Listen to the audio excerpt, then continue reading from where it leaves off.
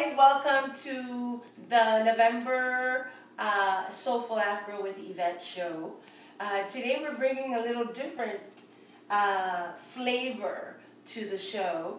We're not in the studio, and I'm here with my dear friend Avital, who is a wellness coach and now a yoga instructor. Yay! Hassan is in Sierra Leone spending time with his family. So I'm really excited for him. It's been a while since he's gone back. So this was, one of our moments of, okay, let's do this. And we decided that November would be a good time to do a show on stressors in our lives, but including sort of yoga as a part of that, and wellness points that we both do in the women that we worked with, and the things that help us decrease that stress that exists in our daily lives, but also now we have Thanksgiving coming up and Christmas, and for many people that becomes a very high stress time. I first want to give a thanks. We have two fabulous camera women. Who are they? Sheer and Adili. Yes, so this is a family affair.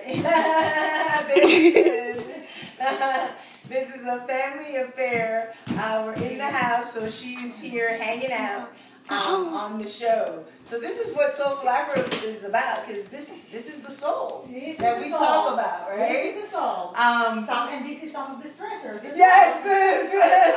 We have the kid, we have Suki over here, the dog, everything going on.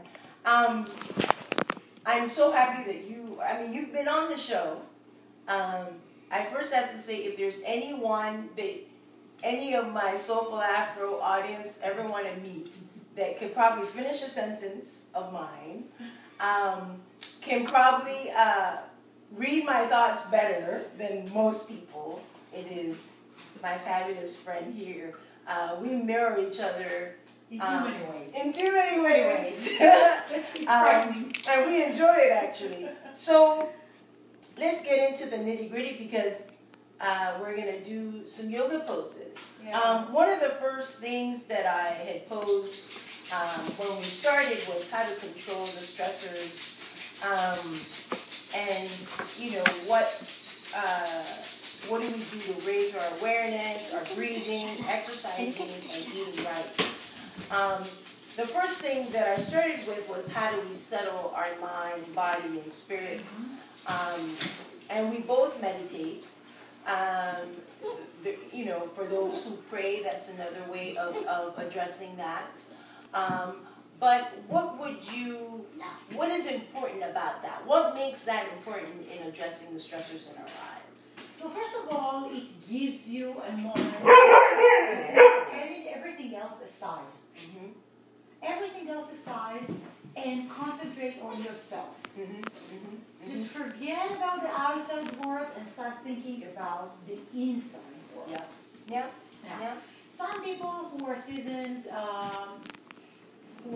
in meditation and can do it easily, they can get inside themselves and do it for half an hour or an hour. Yeah. Some people need guided meditation. So recently I've been listening to Deepak Chopra and Oprah's meditation. Yeah, you said you were doing that challenge. The challenge, the 21 days of challenge. But before that, I wanted to get introduced with them. So I was listening to Deepak Chopra talking about energy. Yeah. And once you are listening to those wise people talking, you start thinking about yourself in ways that no one of us think about in our regular days and every day. For example, this one stayed with me because they were talking about the fact that when you are entering a room, you're bringing your energy with you. Yeah. Now, we have control of which energy we want to carry with us. Do you want your energy to be confrontational? Do you want your energy to be violent? Exactly. Or do you want your energy to be pleasant? You have control on your energy, on your all energy. And this meditation was all about, I use my energy to heal and transform. Yeah. And you have to meditate on that. Now it gives you a new perspective. Absolutely. And you and I are both about how are you feeling that day, what are you carrying that day, how do you shed it that day. You know I'm very fussy about who comes into my space because although it may seem trivial, but people walk with different energy and you don't want certain energy in the space that you feel that is sacred. Yeah. And our home, our bedrooms are sacred. I'm not a fan of having TV in the bedroom because I feel like that is your time to come down, to decompress from all that has happened throughout the day. So it's a time that you should not have so much in that space. And that's one of the things. And what about breathing? What is one of the things that you learned in the yoga training around breathing? So first of all, breathing is, we talk about breathing as if it's, one of the great things about yoga in general, that you become aware of things that you're usually not aware of. Breathing is one of them. We just breathe. Our body, we let our body breathe for us. In yoga, we make it intentional. We breathe for our body. We can slow the breathing. We can breathe deeper. We can bring more oxygen into our body. We can concentrate on the breathing. So we can do lots of different things with breathing, which is trivial and usual, and we do it every day. So this is the wonderful things about yoga, that you do things mindfully. Yes. And breathing is the perfect example for that. And breathing, you can work on your breathing when you're walking down the street.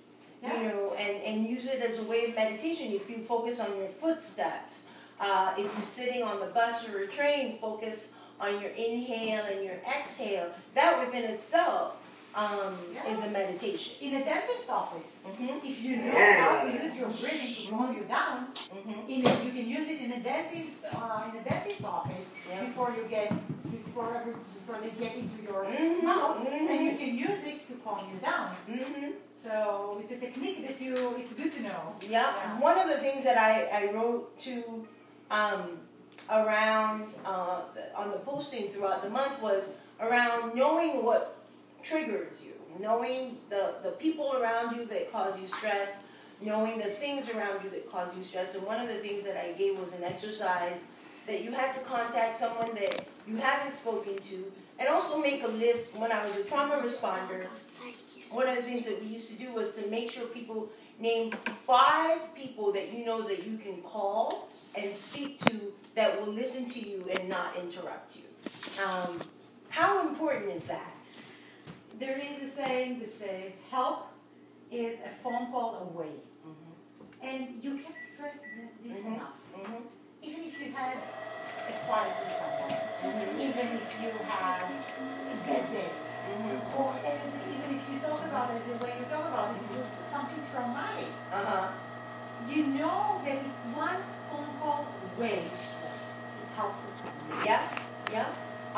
So that one was, and what about, and another thing that I mentioned is that it's important to love yourself. In my trainings that I do around identity, and whenever I ask, do you love, who are you in love with, or do you love yourself, and everyone hesitates to move, but it's an important question to your well-being and to your healthy living, is to know, what do you love? Do you love yourself? Because then you don't wait for others to say it to you. You don't depend on others to say it to you. You know who you are. You know what you move with, and you accept it and you celebrate it. And it's more than that. When you talk about wellness, if you don't love yourself, you don't pay yourself the attention that you deserve.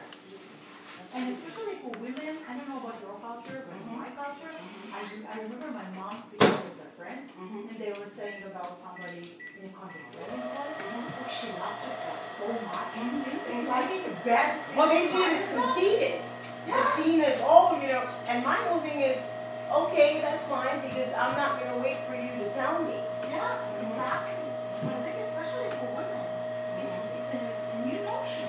To love yourself, to accept yourself.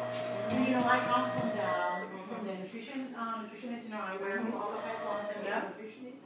So when you deal with weight loss, and you tell women, love yourself the way you are. Because only if you love yourself, you gain the power to change. If you hate yourself, you're not going to do anything to help who you are right now. Absolutely. So it goes in so many ways, the loving yourself part, that we just can't stress it enough. Absolutely. And the thing is that, to me, that is key to all the stressors. Because if you love yourself, you know when to say no, and how important it is when to say no for yourself.